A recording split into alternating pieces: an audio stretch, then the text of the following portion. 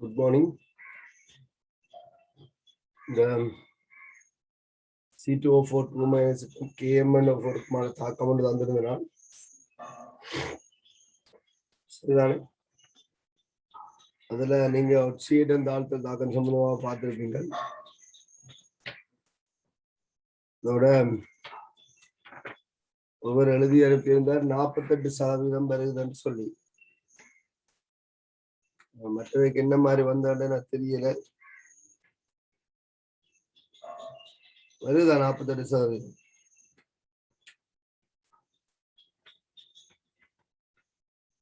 மீரா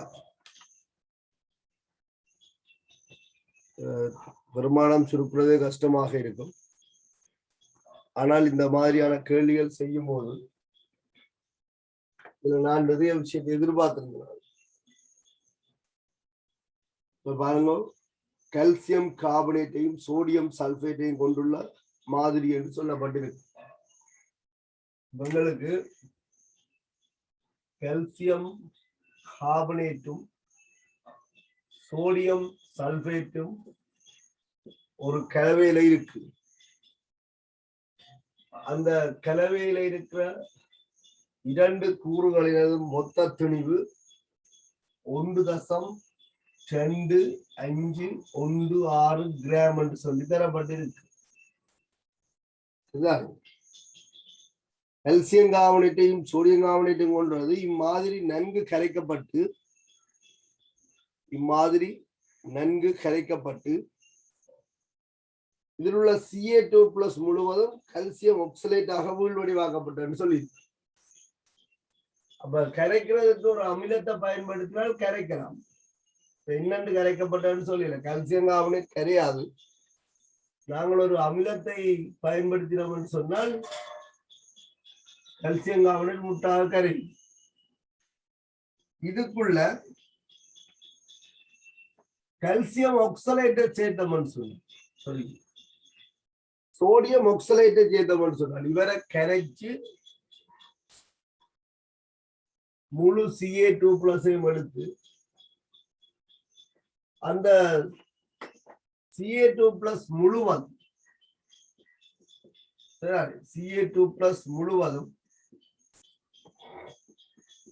ஆக்சலேட்டாக வீழ்வடிவாக்கப்பட்ட விளைவு கரைசல் கரைச்சு வந்த கரைசலுக்கு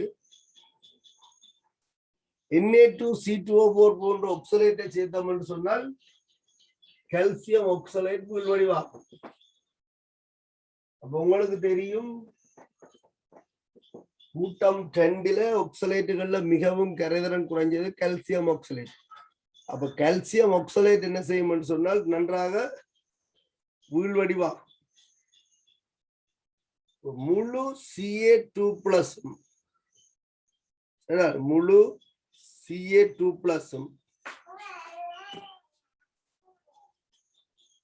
கால்சியம் ஆக்சலேட்டாக வீழ்வடிவாக்கப்பட்டிருக்கு. இப்படி பெறப்பட்ட இந்த வீழ்வடிவு வடித்து வடிதால வரும். உலர்த்தி நிறுத்த போது சரியா, வடித்து உலர்த்தி அதற்கு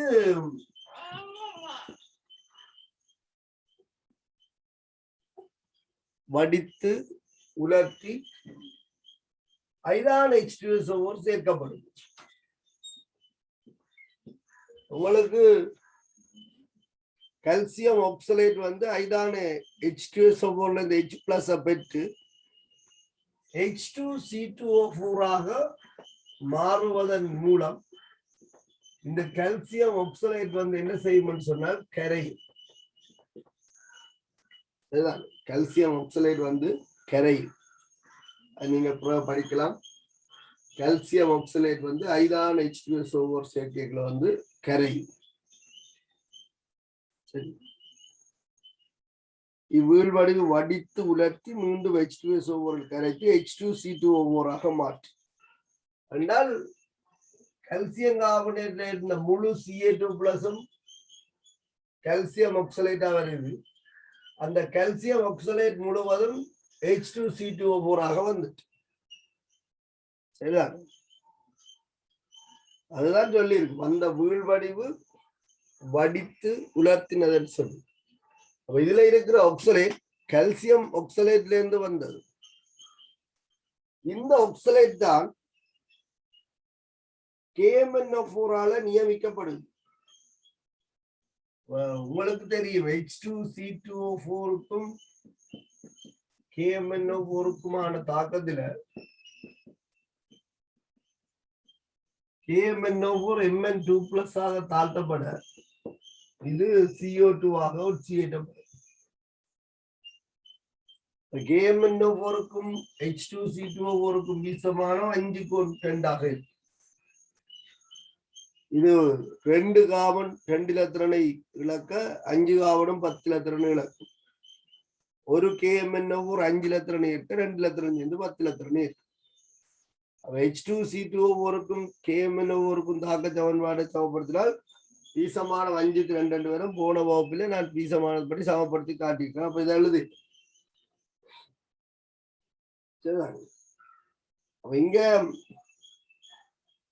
எடுக்கப்பட்ட KMnO4 செறிவு 0.1092 மோல் டெசிமீட்டர் -3. நியமிப்பதற்கு தேவைப்பட்ட கனவளவு 22 மில்லி லிட்டர் என்றால் 10⁻³ பெருக்கி டெசிமீட்டர் கனமாக மாற்றிக்கொள்ளும். இதுல இருந்து தேவைப்பட்ட KMnO4 மூல காணலாம். தேவைப்பட்ட KMnO4 மூல் வருமானம் பிரச்சனையா இருக்கும். கால்குலேட்டர் எல்லாம் அடிச்சிருப்பீங்க, மடக்கையில சுருக்கி இருக்கும். 0.1092 தர 22 இது சுருக்கும் போது 2.4024 தர 10⁻³ மூல் என அமைது. இதுல இருந்து H2C2O4 மூல காணலாம். H2C2O4 மூல் இது வீசமான விகிதம் 2:5 என்றதை குறிப்பிட்டால் இது 2ஆல பிரிச்சு 5ஆல பெருக்கிறதுக்கு சமனாக இருக்கு. வந்தபடியே 2ஆல பிரிச்சு 5ஆல பெருக்கினால் 6.006 தர 10⁻³ மூல் என அமையும். அப்ப இந்த கால்சியம் ஆக்சலேட்ல இருந்து வந்த H2C2O4 மூல் 6.006 தர 10⁻³ மூல். சரியா? கால்சியம் ஆக்சலேட்டுக்கு H2C2O4க்கும் வீசமானம் 1:1.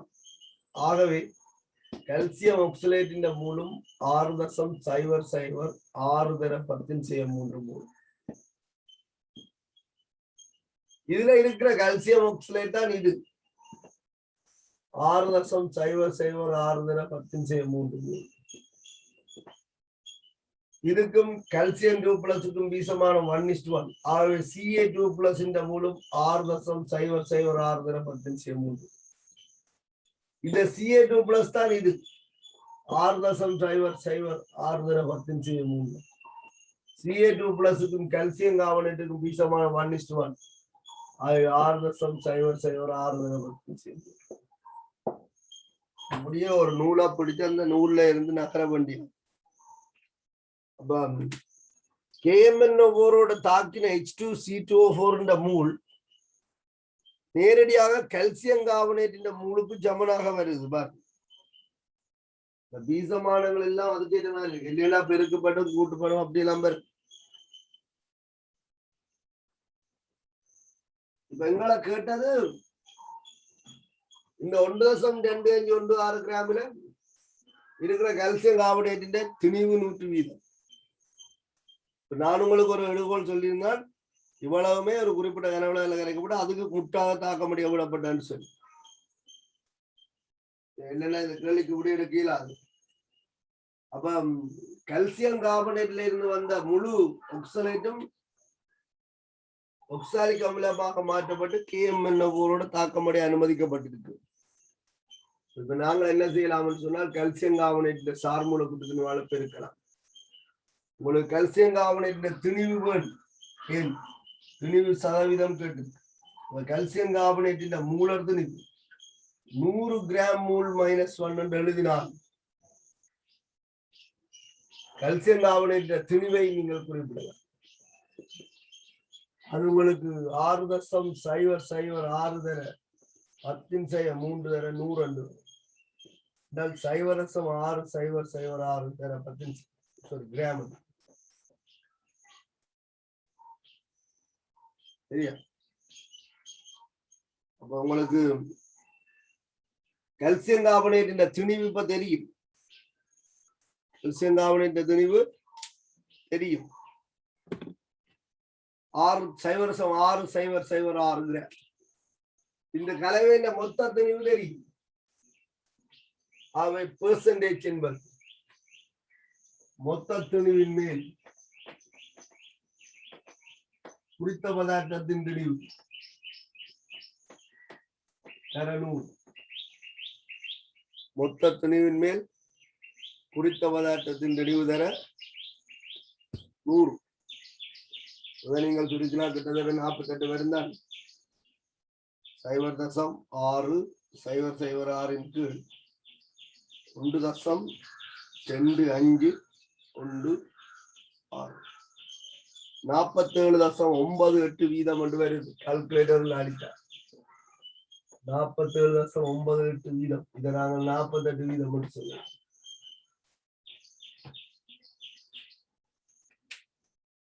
சரியா? செய்யாதாக்கள் ஒரு பார்த்து நோட் பண்ணி கொள்ளுங்க.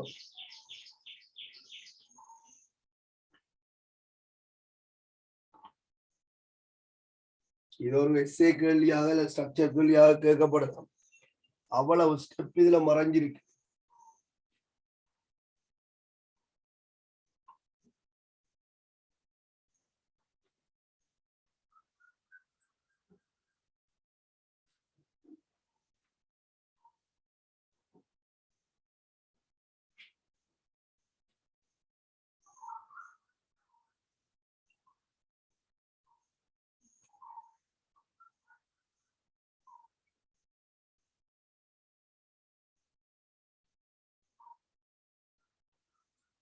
இதுல இந்த கேள்வியில சின்ன தடுமாற்றம் இருக்கிறாள். எவ்வளவு எடுத்து நியமிக்கப்பட்டது என்று சொல்லாதால 35.6 சொல்லப்பட்டிருக்கு. அப்ப என்னென்றால் 35.6 சென்டிமீட்டர் கரைசல்ல இருக்கிற H2C2O4 முழுவதும் கால்சியம் கார்பனேட்ல இருந்து வந்தது என்று சொல்லி நான் உங்களை எடுக்க சொல்லியிருந்தேன். அதாலதான் இப்ப நியமிக்கிறதுக்கு எவ்வளவு கனவளவு எடுத்தேன்னு ஒரு தகவல் தேவைதான். அது தேவையற்ற ஒரு கணக்கு.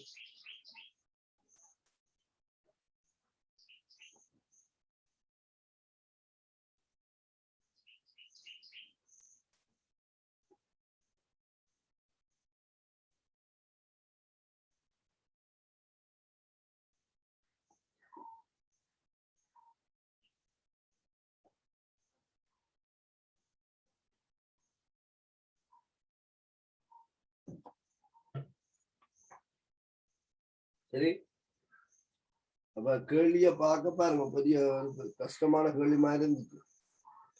அடிப்படையில பார்த்தால் இது பீசமான தொடர்போட சம்பந்தப்பட்ட ஒரு கேள்வி.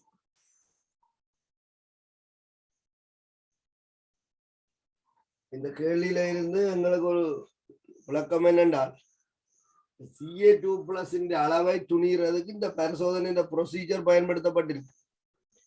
அப்ப ஏதாவது ஒரு நீர்க்கரைசல் அல்லது ஏதாவது ஒரு சேர்வையில இருக்கிற தூய்மை நூற்றுவீதத்தை அளவிடுவதற்கு இந்த கால்சியம் 2+ வீழ்வடிவாக்கி அதை ஒட்சியேற்றுவதன் மூலம் நாங்கள் என்ன செய்யலாம்னு சொன்னால் அதை அளந்து கொள்ளலாம்.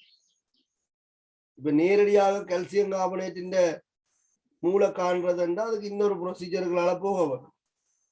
ஆனா இங்க ஒக்சலேட்டா மாத்தி ஒக்சலேட்டுக்கான தாக்கத்தை பயன்படுத்தி பீசமான தொடர்புகளால போயிடும்.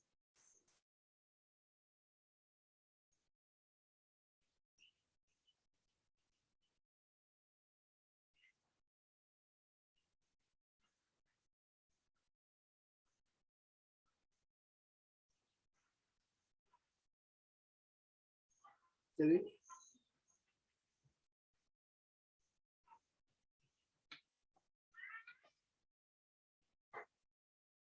அடுத்த தலையங்கம் போட்டுக்கொள்ளுமா?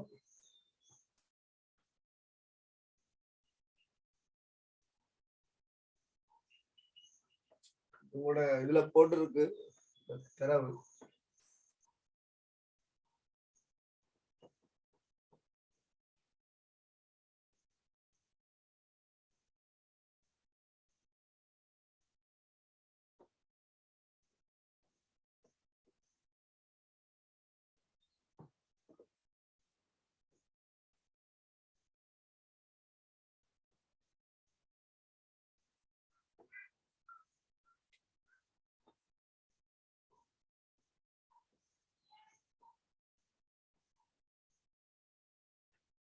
தலையங்கம் போட்டுக்கொள்ளுங்க.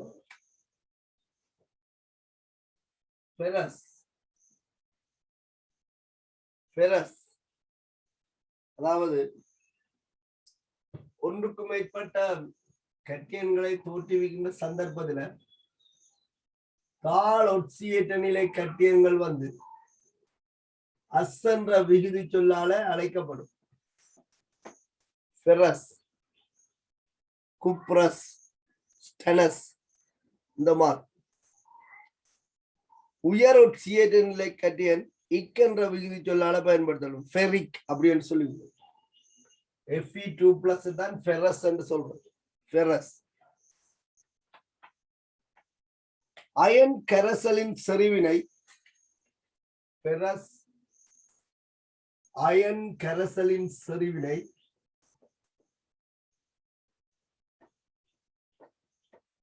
ஃபெரஸ் அயன் கரைசலின் செறிவினை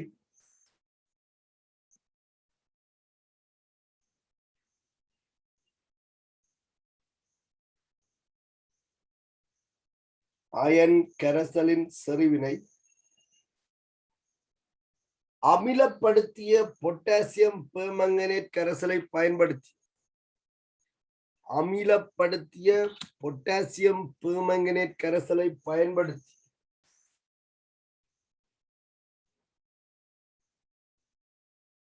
அமிலப்படுத்திய பொட்டாசியம் பெர்மங்கனேட் கரைசலை பயன்படுத்தி தீர்மானித்தல்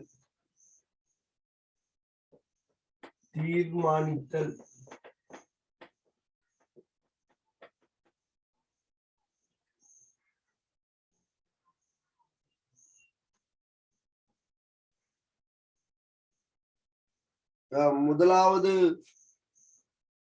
சந்தர்ப்பத்தில் உங்களுக்கு நான்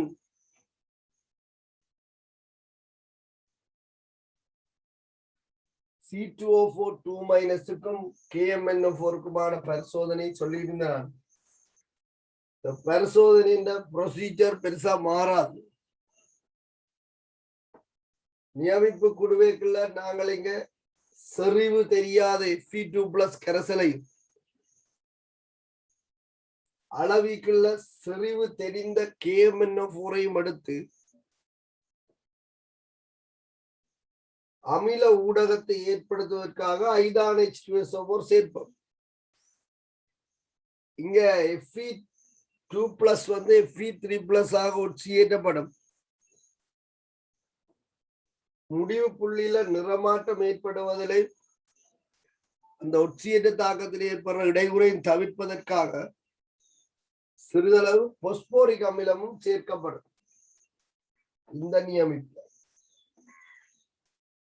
சிறிதளவு பொஸ்போரிக் அமிலமும் சேர்க்கப்பட்டு நியமிக்கப்படும். அப்ப நியமித்தல் நடைபெறும் போது கரைசலுக்குள்ள Fe2+ இருக்கு, வந்து விழுகிறது KMnO4. அப்ப இந்த KMnO4ல இருக்கிற MnO4- இங்க ஊதாரணமாக இருக்கு. செறிவான கரைசல் இங்க வந்து விழும்போது Fe2+ தாக்கி Fe3+ ஆக மாறும். இது ஒட்சியேற்றப்படும். அமில ஊடகம் என்பதால இது Mn2+ ஆகத்தான் இருந்தது. அப்ப Fe2+ இந்த கரைசல்களை இருக்கும் வரை MnO4- இருக்காது. ஏன்? அது இதோட தாக்கி Mn2+ ஆக மாறும். இவர் 1 இலத்திரனை இழப்பார், இவர் 5 இலத்திரனை ஏற்பார். அப்ப இங்க 5க்கு 1 பீசமானம் அமையும். இதை நாங்கள் பார்த்துக்கொள்வோம். சமன்பாடு சமப்படுத்த தெரியும் தானே. Fe2+ முழுவதும் Fe3+ ஆக ஒட்சியேற்றப்படும் வரை இந்த KMnO4 நிறம் வந்து இங்க தோன்றாது. எங்கேயும் காட்டி பயன்படுத்த வேண்டிய அவசியம் இல்லை. அப்ப முடிவு புள்ளி என்பது, கவனித்துக் கொள்ளுங்க, முடிவு புள்ளி என்பது இந்த Fe2+ முற்றாக தாக்கமடைகின்ற MnO4- சரிதானே, அதிண்ட அடுத்த துளி. இப்ப உதாரணத்துக்கு இங்க இருக்கிற மூலோட தாக்குற MnO4- இந்த மூல் 1 மூல் என்றால் இந்த 1 மூல் வழங்கினோட Fe2+ முழுவதும் MnO4- முழுவதுடன் தாக்கிடும். அதாவது இந்த கலவைகள்ல Fe2+ இல்ல, MnO4- இல்ல. இதுண்ட 5 மூலோட இதுண்ட 1 மூல் தாக்கிட்டு. ஆனா எங்களுக்கு தெரியுமோ இதுண்ட 5 மூல முற்றாக தாக்கிட்டுன்னு சொல்லி? தெரியாது. இந்த 1 மூலை வழங்குவதற்கு நாங்கள் சில நேரத்தில் 25 மில்லி கனவளவை சேர்த்திருப்போம். 25 மில்லி கனவளவை சேர்த்திருப்போம். 25 மில்லி கனவளவு சேர்க்கைகளை இந்த 1 மூல் வரும். 1 மூல் இந்த 5 மூலோட முற்றாக தாக்கும். இதுக்குள்ள 5 மூல் இருந்தால் 5 மூல் Fe2+ 1 மூல் MnO4- முற்றாக தாக்கும். தாக்கின இந்த கணத்துல கரைசலை நீங்கள் பாத்தீங்கன்னா Fe3+ Mn2+ தான் இருக்கு. நீங்கள் நினைக்கிற மாதிரி Fe3+க்கு நீர்க்கரைசல்ல மஞ்சள் கபிலம் அது வித்தியாசம் தெரியும், அதை வச்சுக்கொண்டு நாங்கள் முடிவு புள்ளியை காணலாம் என்று சில பேர் நினைக்கலாம். அது வந்து அவதானிக்கிறதுக்கு கடினமாக இருக்கும். ஏன்னு சொன்னால் இந்த நியமிப்பில இருக்கிற Fe2+ இந்த செறிவை பொறுத்துதான் அந்த மஞ்சள் நிறம் உங்களுக்கு தெளிவா தெரிகிறதோ இல்லையோன்ற தீர்மானிக்கப்படும். ஆரம்பத்துல உங்களுக்கு அழுக்கு பச்சை அல்லது மென் பச்சையா இருந்த கரைசல் மஞ்சள் கபிலமாக மாற வாய்ப்பு இருக்குதான். அது கணக்க சரிவு இருந்தால் அது அவதானிக்கப்படும். ஆனா அதில் ஏற்படுற அந்த அவதானம் வந்து உங்களுக்கு தாக்க முடிஞ்சுன்றதை இனங்காண்றதுக்கு போதாமல் இருக்கு. அப்ப இந்த மட்டுமட்டாக தாக்குற இந்த சந்தர்ப்பத்துல நாங்கள் அயன் சமநிலையில் ஒரு சொல்லு பாவிப்போம், சமவலு புள்ளி என்று சொல்லி. சரிதான். இந்த நியமிப்பு குடுவையில இருக்கிற பதார்த்தத்தோட மட்டுமட்டாக தாக்கமடைவதற்கு தேவையான மூளை வழங்குற இந்த கனவளவை சமவெளி புள்ளி என்று சொல்லு. சமவெளி புள்ளியில தாக்கம் முடிஞ்சுது. ஆனா நியமிக்கிறவருக்கு இது தெரியாது. நியமிக்கிறவருக்கு எது தெரியும் என்று சொன்னால், இதுக்கு அடுத்ததா இருக்கிற ஒரு துளி இருக்குதானே, 25.05 மில்லி ஒரு துளி மேலதிகமா ரக்கைக்குள்ள இங்க Fe2+ முடிஞ்சுது. அவ மேலதிகமாக செய்த 0.05 மில்லிக்குரிய KMnO4 வந்து தாக்கமடையாமல் கரைசல்ல சுயாதீனமாக பரவும். அந்த KMnO4 ஊதா நிறம் செறிவு குறைவாக இருக்கிறதால மென்சிவப்பு நிறமாக அவதானிக்கப்படும். அந்த மென்சிவப்பு நிறம் 30 செகண்ட்களுக்கு மேல் மாறாமல் இருந்தது என்று சொன்னால் நாங்கள் சொல்லலாம் Fe2+ முடிஞ்சுது. அதாவது மேலதிகமாக சேர்த்த MnO4- தான் அப்படியே மிச்சமாக இருக்கு, அதிண்ட நிறம் தான் தெரியுதுன்னு சொல்லி. இந்த சந்தர்ப்பத்தை தான் நாங்கள் முடிவு புள்ளியாக அடையாளப்படுத்துறோம். முடிவு புள்ளி என்பது இதுல 25.05 மில்லி கனவளவுக்குரிய புள்ளி தான் முடிவு புள்ளியாக இருக்கு. அதாவது நியமிப்பொன்றுல நிறமாற்றம் ஏற்படுகின்ற புள்ளி, சரிதான், நிறமாற்றம் ஏற்படுகின்ற புள்ளி தான் முடிவு புள்ளி. அப்ப அன்றைக்கு நீங்கள் விளையாடலாம். Fe2+க்கும் MnO4- தாக்கத்துல இதுன்ற நிறம் வந்து இந்த நிறம் தான் உங்களுக்கு தெளிவா தெரியும். இளஞ்சிவப்பு நிறம் இல்ல மென்சிவப்பு நிறம் வந்து தோன்றும். வளமையான ப்ரொசீஜர் மாதிரி, சரிதான், வளமையான ப்ரொசீஜர் மாதிரி நாங்கள் முதலாவது ரீடிங் ட்ரையல் ரீடிங், 2வது 3வது ரீடிங் கன்கோர்டன்ட் ரீடிங் எடுத்துக்கொண்டு அந்த மூன்று வாசிப்புகளுக்கும் இடையிலான வித்தியாசம் பெரிய அளவில் இருக்கக்கூடாது. சைவரசம் 1-0 உள்ளே இருக்கும். பெரிய வித்தியாசம் வந்துச்சுன்னா பரிசோதனையில எங்கேயோ புல நடக்குதுன்னு அர்த்தம். அப்ப ப்ரொசீஜரின் படி சைவரசம் 1-0 அதுல வித்தியாசம் இருக்கணும். கட்டாயமாக சொல்லப்பட்டிருக்கு. அதுல எந்த ஒரு பிளெக்சிபிலிட்டியும் இல்லை. 3 முறை வாசிப்பு எடுக்கப்பட்டு, அதாவது இந்த இதுக்குள்ள 3 முறை வித்தியாசம் பெறக்கூடிய வாசிப்பு எடுக்கப்பட்டு சராசரி கனவளவை தான் தேவைப்பட்ட கனவளவாக பயன்படுத்தணும் சொல்லி. அப்ப அந்த ப்ரொசீஜர்ல நான் கணக்க விஷயம் கதைச்சிருக்கிறதுல இதுல நான் நார்மலா என்ன மாதிரி செய்யறேன்னு சொல்றேன். என் மினக்கடையில கிட்டத்தட்ட எல்லாம் ஒரே விஷயம் தானே. சரி, ப்ரொசீஜரா பாயிண்ட்ஸ் பண்ணி எழுதி கொள்ளுங்க. இங்கேயும் KMNO4 வந்து சுய காட்டியாகத்தான் பயன்படுது. சரியா, முதலாவது பாயிண்ட் 25.00 சென்டிமீட்டர் கனம் 25.00 சென்டிமீட்டர் கனம்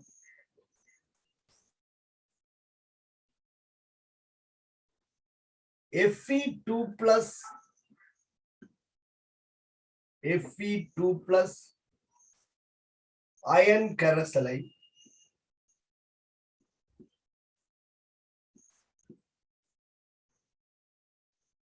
Fe2+ அயன் கரைசலை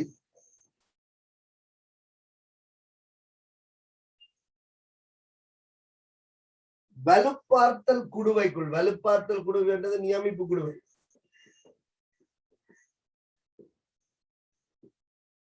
வலுப்பார்த்தல் குடுவைக்குள் மாற்றுதல்.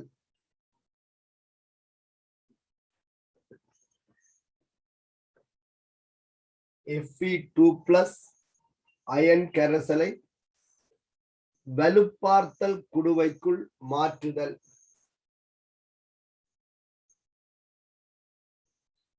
வலுப்பார்த்தல் குடுவைக்குள் மாற்றுதல்.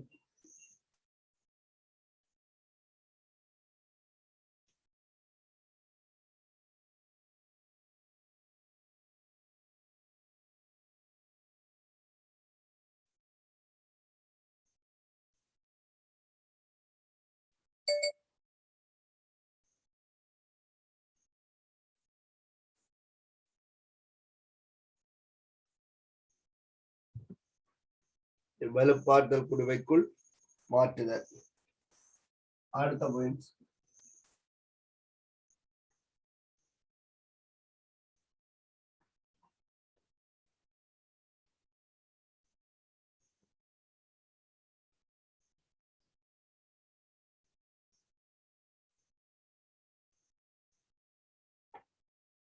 25 சென்டிமீட்டர் கனம் 25 சென்டிமீட்டர் கனம், ஒரு தசமானது திருத்தமா போடணும். 25 சென்டிமீட்டர் கனம்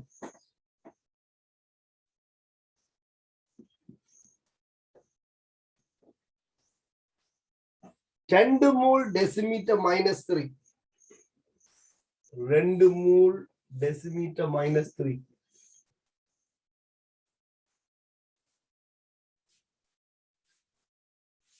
H2SO4 கரைசலையும் H2SO4 கரைசலை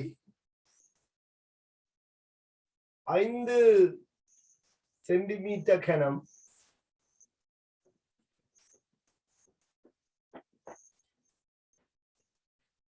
H3PO4 கரைசலையும் சேர்த்தல்.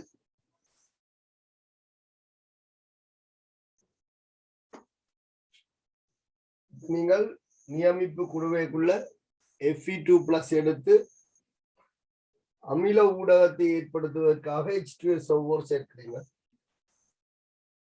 இந்த நியமிப்பில் ஏற்படுற இடையூறை தவிர்ப்பதற்காக H3PO4 இங்க சேர்க்கப்படுது.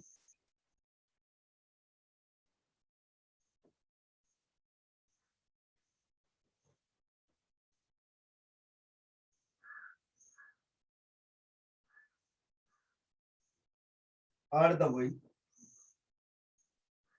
இனி நீங்கள் நியமிப்பீங்களா இதுக்கு எடுத்துட்டு வெள்ள நிற மாவட்ட தட்டின் மேல வச்சு கேஎம் என்ன பொருள் நியமிப்போம் செறிவு தெரிஞ்ச கேஎம் என்ன பொருள் நியமிப்போம் அடுத்த கொஞ்சம் 30 செகண்ட்களுக்கு மேல் 30 செகண்ட்களுக்கு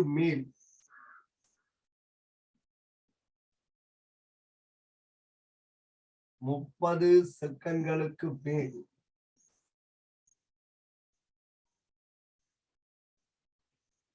உறுதியான மென்சிவப்பு நிற கரைசலில் 30 செகண்ட்களுக்கு மேல்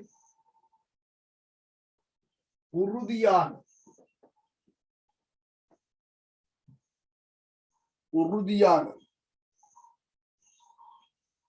மென் சிவப்பு நிறம் ஊதான்னு சொன்னாலும் பிழை இல்லை பிராக்டிகலா அது மென் சிவப்பா தான் இருக்கு மென் சிவப்பு நிறம்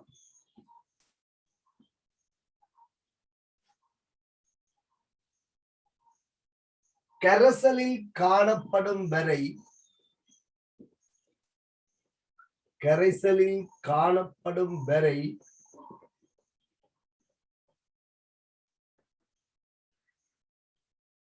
மென்சிவப்பு நிறம் கரைசலில் காணப்படும் வரை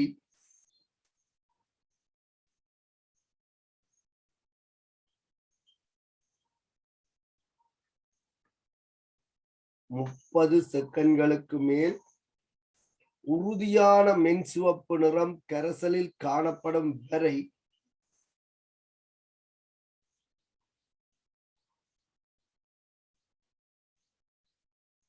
நியமிப்பு குடுவையில்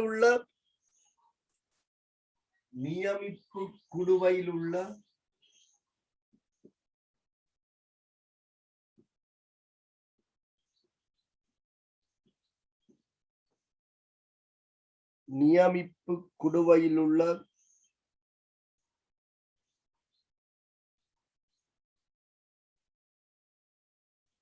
Fe2+ கரைசலுக்கு எதிராக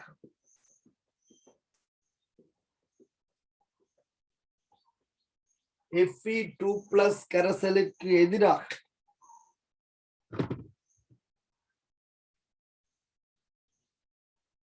நியமிப்பு குடுவையில் உள்ள Fe2+ கரைசலுக்கு எதிராக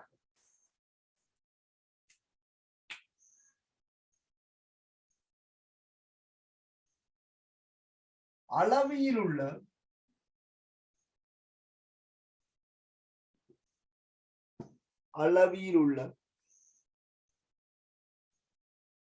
KMnO4 கரைசலால் நியமித்தல்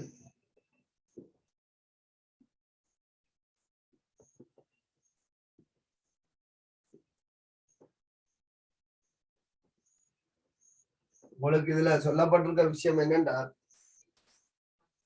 KMnO4 கரைசல் Fe2+ வந்து விழ இந்த Fe2+ KMnO4 தாக்கும் அந்த தாக்கத்துக்கு சில இதுல 30 செகண்ட் தேவைப்படலாம்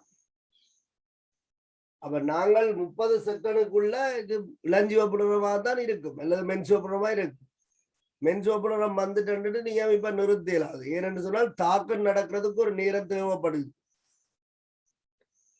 நாங்கள் ஆக குறைஞ்சது 30 செகண்ட் என்றாலும் பார்க்கணும் இளஞ்சிவப்பு நிறம் அப்படியே இருக்குதான்னு சொல்லி சில இடத்துல 30வது செகண்டை நெருங்கும் போது நிறம் நீங்கிடும் என்ன அர்த்தம் Fe2+ முடியல அப்படின்னு அர்த்தம் அவ வந்து அடுத்த துளி சேர்க்கிறோம் திருப்பி கலக்கினால் இட விரைவாக தாக்கம் நடக்கும் அதாவது இளஞ்சி விடான நீரில வச்சிருந்தா தாக்கம் இன்னும் கொஞ்சம் கூட நடக்கும் அப்ப Fe2+ முட்டாக முடிஞ்சது என்று சொன்னால் நாங்கள் மேலதிகமாக செய்த KMnO4 என்ன செய்யும் கரைசல்ல எத்தனை செகண்ட் என்றாலும் இல்ல எத்தனை நிமிடம் சென்றாலும் அப்படியே இளஞ்சிவப்பு நிறமாக இருக்கு அதுதான் சொல்லியிருக்கு 30 செகண்ட்களுக்கு மேல் உறுதியான மென்சிவப்பு நிறம் நிறம் அப்படியே என்ன செய்ய நிலைச்சிருக்கு என்றால் Fe2+ முடிஞ்சுது இனி KMnO4 தாக்குறதுக்கு இங்க ஆள் இல்லை அப்ப MnO4- ஊதானம் அப்படியே நிலைச்சிருக்கு இந்த சந்தர்ப்பத்தை தான் நாங்கள் என்ன செய்யணும்னா முடிவு புள்ளியாக அடையாளப்படுத்திக் கொள்றோம் அப்ப முடிவு புள்ளி என்பது ஒரு நியமிப்பு குடுவையில இருக்கிற பதார்த்தம் முடிஞ்சுது என்பதை நிறமாற்றத்தின் மூலம் காட்டுகின்ற அந்த கனவுளவு புள்ளியை தான் நாங்கள் முடிவு புள்ளி என்று சொல்றோம். தாக்கம் மட்டுமட்டாக முடிகிற சந்தர்ப்பத்தை எங்களுக்கு கண்டுகொள்ள முடியாது. அதுக்கு அடுத்த புள்ளியை தான் நாங்கள் சொல்லிக் கொள்வோம். முடிவு புள்ளி, நிறமாற்றம் ஏற்படுகின்ற புள்ளி முடிவு புள்ளி. அவ்வளவுதான். ஒரு நியமிப்பில நீங்கள் நிறமாற்றத்தை வச்சுதானே நியமிப்பை நிறுத்த போறீங்க. அந்த நிறமாற்றம் ஏற்படுகின்ற புள்ளி தான் முடிவு புள்ளி. சரியா? அளவில் உள்ள KM என்னும் கரைசலால் நியமித்தல். அப்ப உங்களுக்கு வளமையான ப்ரொசீஜர் தெரியும். அடுத்த பாயிண்ட் சொல்லிக் கொள்ளுங்க.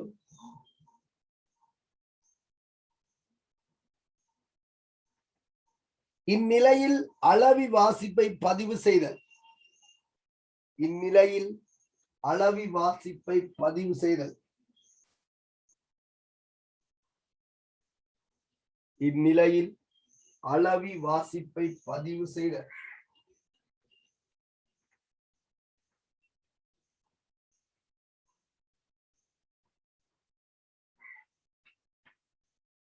இந்நிலையில் அளவி வாசிப்பை பதிவு செய்தல்.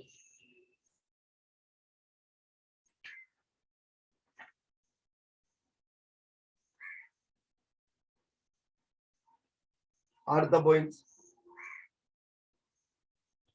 முடிவு புள்ளியில்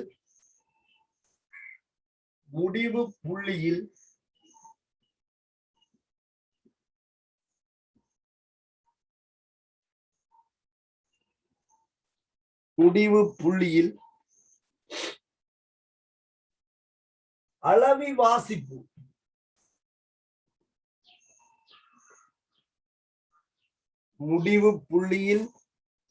அளவி வாசிப்பு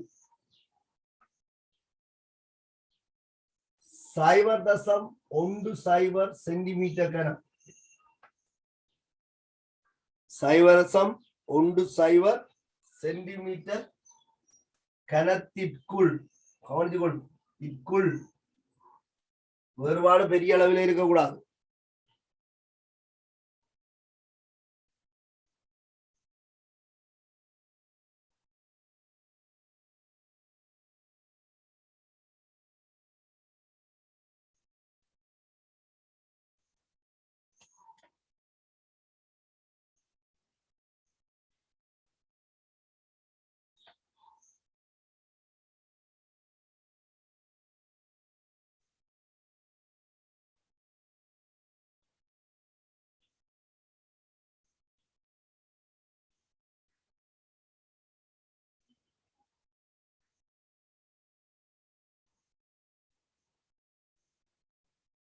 சரியா? இதற்கு கவனிங்க. முடிவு புள்ளியில் அளவி வாசிப்பு 0.10 சென்டிமீட்டர் கனத்திற்குள்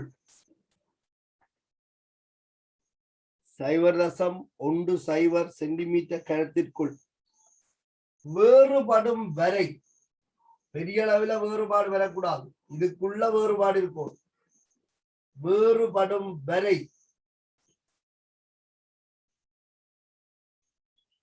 அளவி வாசிப்பு 0.10 சென்டிமீட்டர் கனத்திற்குள் வேறுபடும் வரை பரிசோதனையானது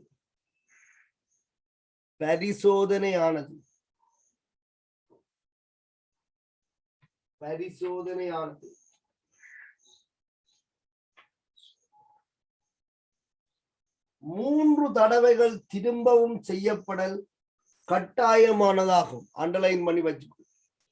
3 தடவைகள் திரும்பவும் செய்யப்படல் கட்டாயமானதாகும்.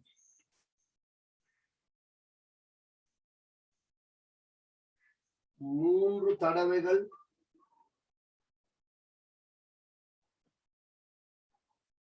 திரும்பவும் செய்யப்படல் கட்டாயமானதாகும்.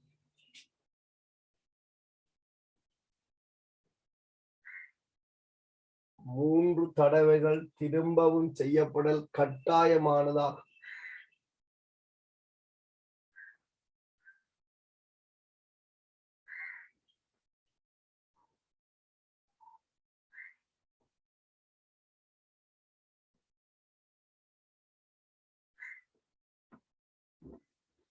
மூன்று தடவைகள் திரும்பவும் செய்யப்படல் கட்டாயமானதா?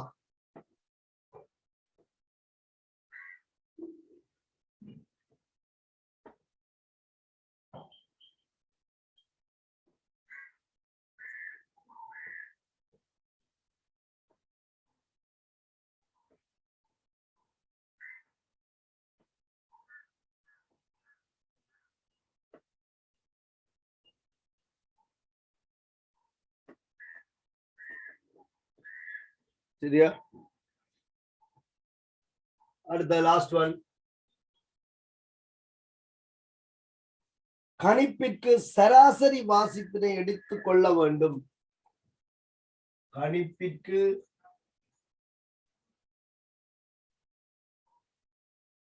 சராசரி வாசிப்பினை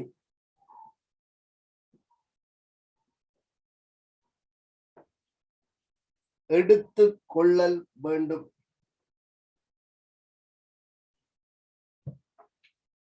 கணிப்பிற்கு சராசரி வாசிப்பினை எடுத்துக் கொள்ளல் வேண்டும்.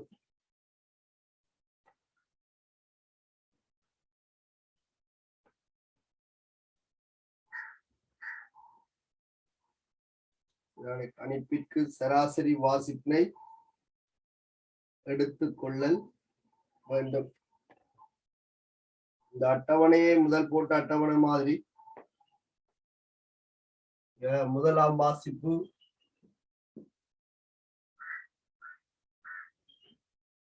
போட்டுருக்கீங்களானே வயல் முதலாம் வாசிப்பு, இரண்டாம் வாசிப்பு,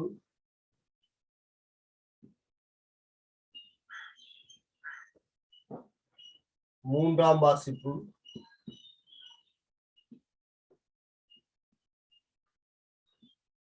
சராசரி.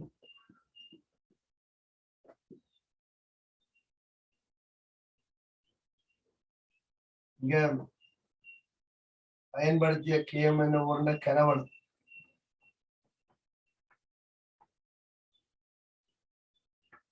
கேம் என்ன ஒரு சரி உங்களுக்கு தெரியும். பயன்படுத்திய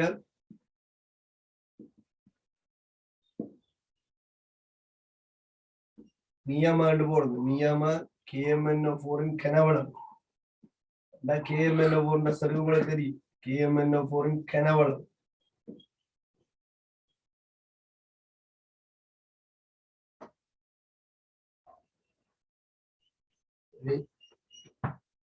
V1 V2 V3. இந்த V1 V2 V3 இடையிலான வேறுபாடு 1 சென்டிமீட்டர் கனத்தை விட பெருசா இருக்கக்கூடாது. உங்களுக்கு தேவையான கனவுளவு கட்டாயம் சராசரியாக தான் இருக்கு.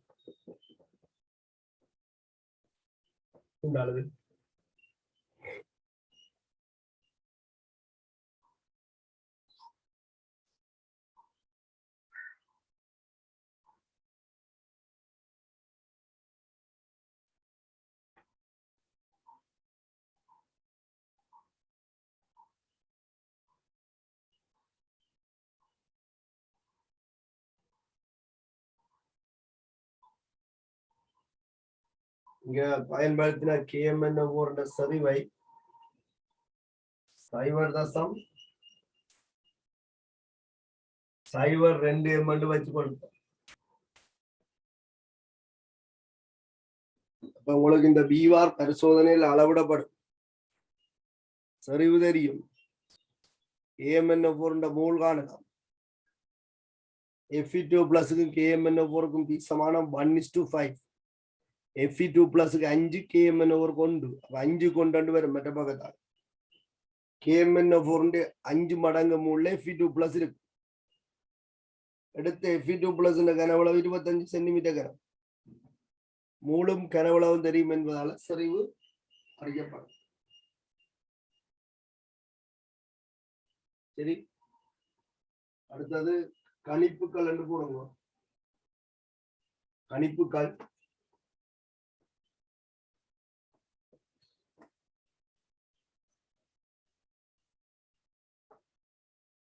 கணிப்புகள்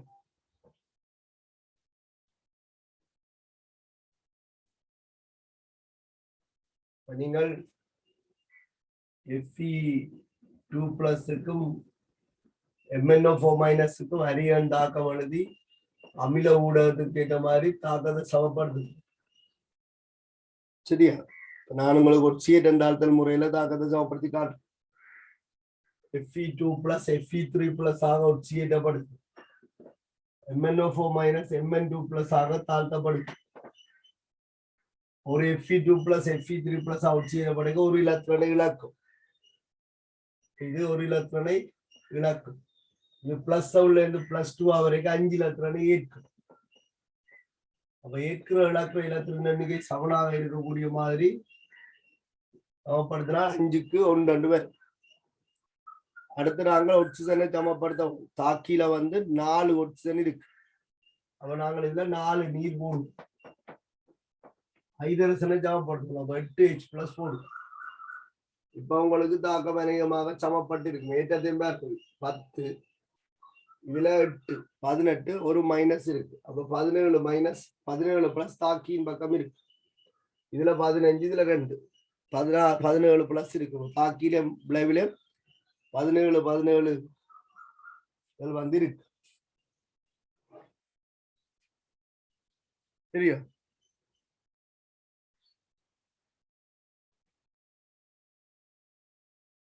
உங்களுக்கு AMnO4 சரிவு தெரியும். 0.02 மூல் டெசிமீட்டர் -3. சராசரி கனவளவுதான் பயன்படுத்தணும். V பார் திரவத்தின் 3 டெசிமீட்டர் கன. ഇതിന്റെ മൂൾ உங்களுக்கு 0.02 V பார் என்று மூல். ஈசமானம் 1:5. ஆகவே Fe2+ இந்த மூல் ഇതിന്റെ 5 மடங்கு. 5 தர 0.02 V பார். திரவத்தின் 3 மூல.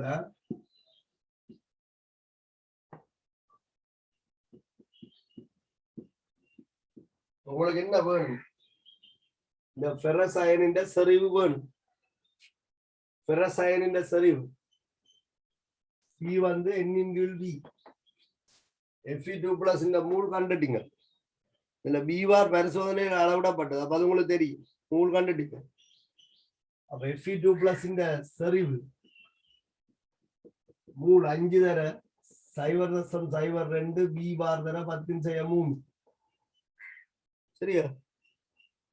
அதன் கீழ் நியமிப்பு குடுவைக்கு எடுத்த கனவளவு 25 சென்டிமீட்டர்.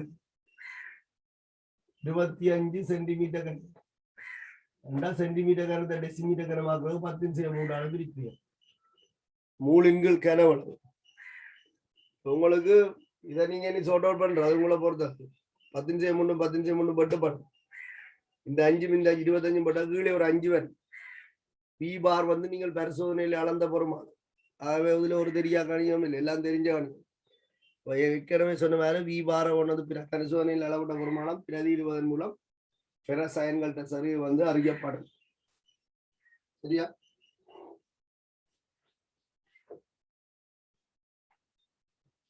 போட்டுக்கொள்ளுங்க. கணித்தல்கள் என்று போட்டுக்கொள்ளுங்க. கணித்தல்கள் நீங்கள் அரியன் சமன்பாடு எழுதி தாக்கத்தை சமப்படுத்துறதுக்கும் தாக்க சமன்பாடு எழுதுறதுக்கும் இடத்தை விடுக்கும். கணித்தல்கள்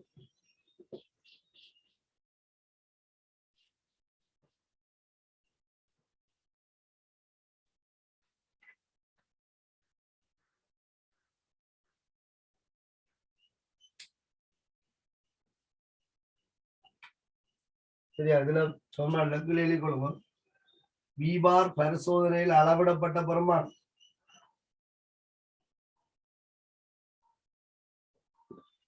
V பார் பரிசோதனையில் அளவிடப்பட்ட பெருமானம்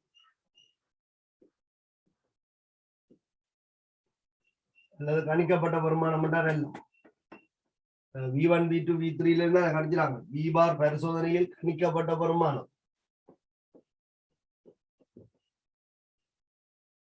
மேற்படி தொடர்பில் பிரதியிடுவதன் மூலம் மேற்படி தொடர்பில் பிரதியிடுவதன் மூலம்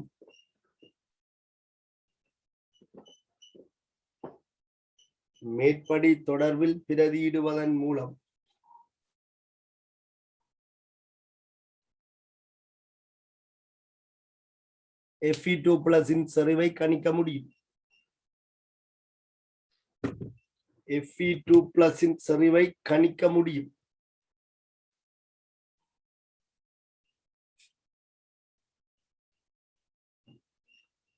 Fe2+ இன் செறிவை கணிக்க முடியும்.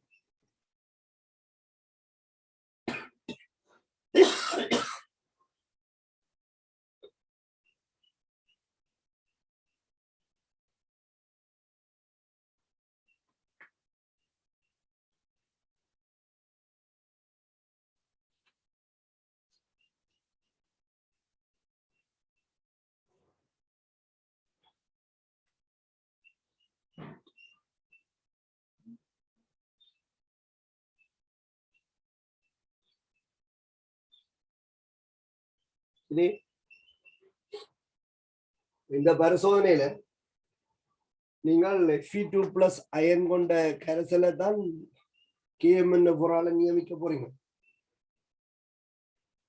ஆய்வு கூடத்துல Fe2+ வந்து சுயாதீனமாக இருக்கிறது குறைவு. Fe2+ இந்த நீர்க்கரைசல் வந்து வளிமண்டலத்தில் இருக்கிற O2ஓட தொடுகை அடையும் போது அது Fe3+ ஆக ஒட்சியேற்றப்படும். ஆக்சிஜன் O2- ஆக தாழ்த்தப்படும். அப்ப நான் ஏற்கனவே உங்களுக்கு சொல்லியிருக்கேன், Fe2+ வந்து உறுதியற்றது, Fe3+ ஆக ஒட்சியேற்றப்பட்டு விடும்.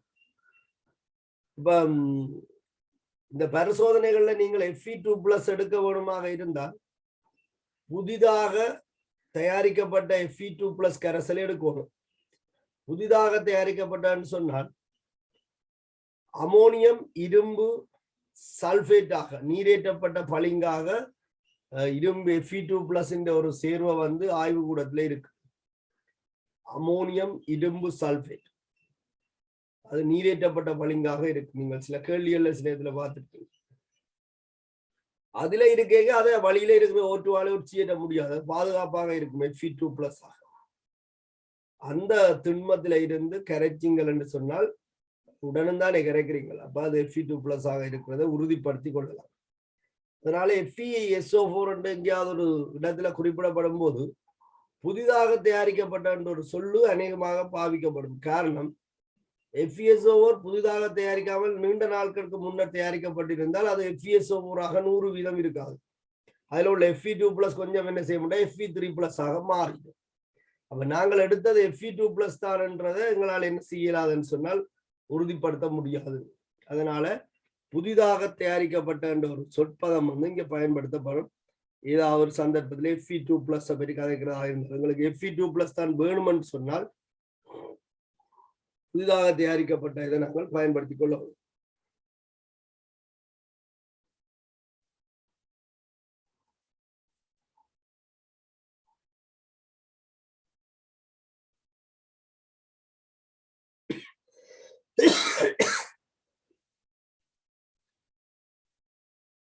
இந்த பரிசோதனையில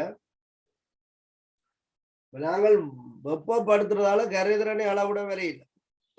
சரிதாங்க, வெப்பப்படுத்தினால் கரைதிறன் கூடும், அது சரி. ஆனால் மூல அளவு மாறாது, வெப்பநிலையோட மூல அளவு மாறாது. 25 பாய்ச்சில Fe2+ KMN போரால நியமிக்க என்ன மூல Fe2+ இருக்குதோ அதே அளவு மூல 60 பாய்ச்சில வச்சு வெப்பப்படுத்திக்கும் இருக்கு. அப்ப நாங்கள் நியமிக்கிறது Fe2+ கரைசலை. வெப்பநிலை அதிகரிக்கிறதால தாக்க வீதம் கூடுமே தவிர மூல் மாறாது. வெப்பநிலையை நீங்கள் கூட்டி வேகத்தை கூட்டி விரைவாக இந்த நியமிப்பை மேற்கொள்ளலாமே தவிர அதுல உங்களுக்கு எந்த இடரும் பெறாது. சரிதான், நாங்கள் இங்க கரைதிறன் சம்பந்தமான ஒரு தொகுதியா எடுக்கல, நாங்கள் ஒரு கரைசலை தான் எடுத்திருக்கோம். எங்கள்கிட்ட இருக்கிற கரைசல்ல கரைசல் நிலையில என்ன இருக்குன்னா Fe2+ இருக்கு. அப்ப கரைதிறன் கூடினா என்ன குறைஞ்ச கரைஞ்சிருக்க ஒன்றுக்கு கரைதிறனை பற்றி காய்க்க வேண்டிய தேவையில்லை. கரையாமல் இருக்கிற ஒரு பதார்த்தம் தான் வெப்பநிலை கூட்டைக்கு என்ன செய்யும், கரையும். நாங்கள் எடுத்தது Fe2+ நீர்க்கரசல். அப்ப இதுக்கு வெப்பநிலை கூட்டுறதால அது என்ன செய்ய போறது இல்லை, மூல அளவில் மாற்றத்தை ஏற்படுத்த போறது இல்லை.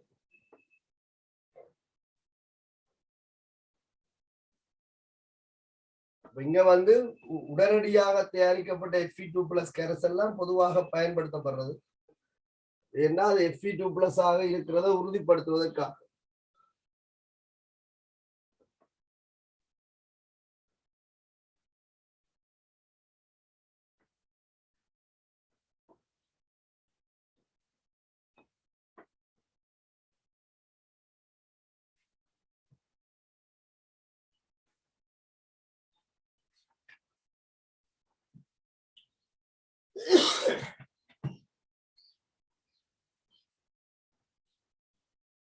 இதுல பரிசோதனையில உபகரணங்களும் ரசாயன பதார்த்தங்களும் இருக்கு.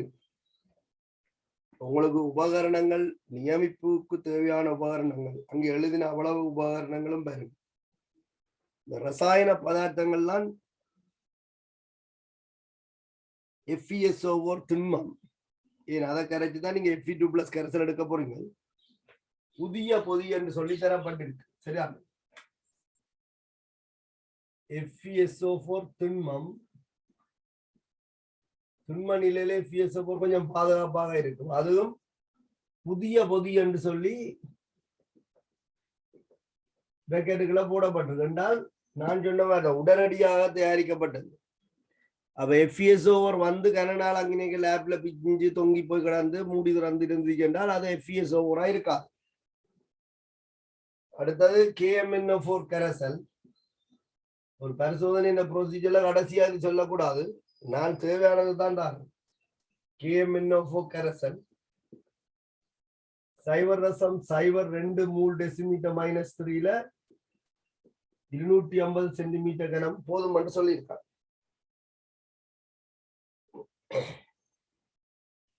மற்றது செறிந்த H2SO4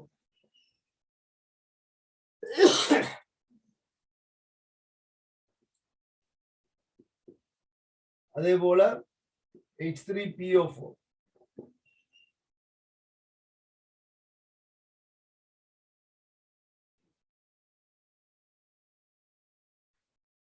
H2SO4 சரிவு 2 மூல் டெசிமீட்டர் -3 சொல்லியிருக்காங்க. ஐதான அமிலமும் பயன்படுத்தப்படலாம்.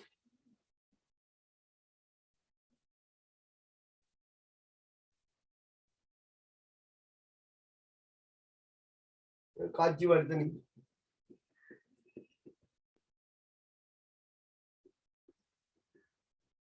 நீங்க ஒரு கேள்வியை கொள்ளுங்க.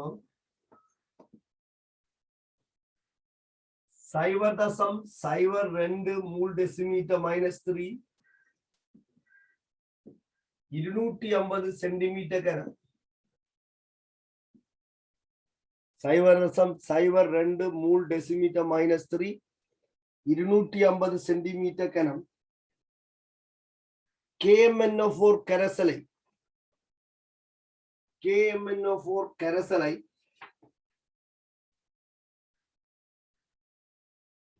ஆய்வு கூடத்தில் எவ்வாறு தயாரிப்பீர்? ஆய்வு கூடத்தில் எவ்வாறு தயாரிப்பீர்?